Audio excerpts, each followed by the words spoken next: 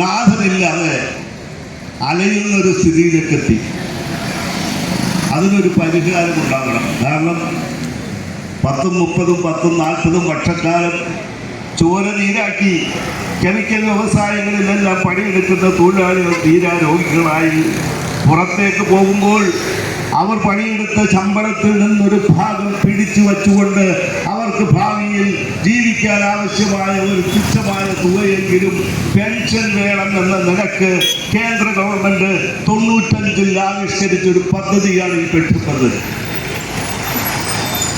കേന്ദ്ര സംസ്ഥാന government ഉദ്യോഗസ്ഥന്മാർക്ക് pension കിട്ടുന്നുണ്ട്.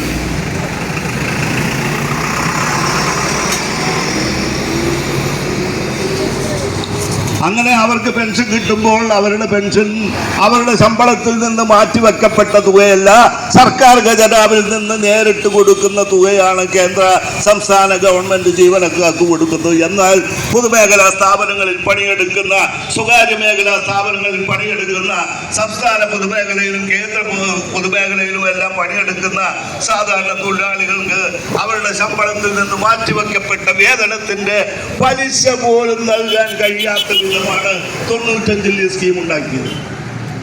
ആ സ്കീം ഉണ്ടാക്കുമ്പോൾ അതിന്റെ അപാകത നിരവധി ട്രേഡ് യൂണിയനുകൾ ഉന്നയിച്ചിട്ടുണ്ട്. പക്ഷെ അങ്ങനെ ഉന്നയിക്കുമ്പോഴും അതിനൊന്നും പരിഹാരം ഉണ്ടായിട്ടില്ല എന്ന് മാത്രമല്ല, നിലവിൽ 95-ൽ ഈ പദ്ധതി ആവിഷ്കരിക്കുമ്പോൾ എന്തെല്ലാം വ്യവസ്ഥകളാണ് ഉണ്ടായത്, അതെല്ലാം BJP സർക്കാർ അധികാരത്തിൽ വന്നതിനു ശേഷം ഓരോന്നോരോന്നായി ഇല്ലായ്മ ചെയ്ത് ഇന്ന് നമ്മൾ അടച്ച തുകയുടെ ഒരംശം പോലും നമുക്ക് ലഭിക്കാത്ത വിധം ഈ പെൻഷൻ പദ്ധതി ഛിന്നഭിന്നമാക്കി.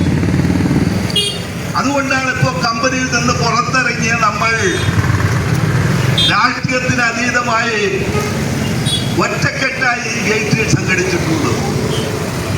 അങ്ങനെയുള്ള തൊഴിലാളികൾക്ക് വേണ്ടി നമ്മൾ രൂപീകരിച്ച സംഘടനയാണ് റോഡ് ഫണ്ട് പെൻഷനേഴ്സ് അസോസിയേഷൻ എന്ന് പറഞ്ഞ് ഇന്ന് ഇന്ത്യയിൽ പ്രവർത്തിക്കുന്ന ഏക സംഘടന.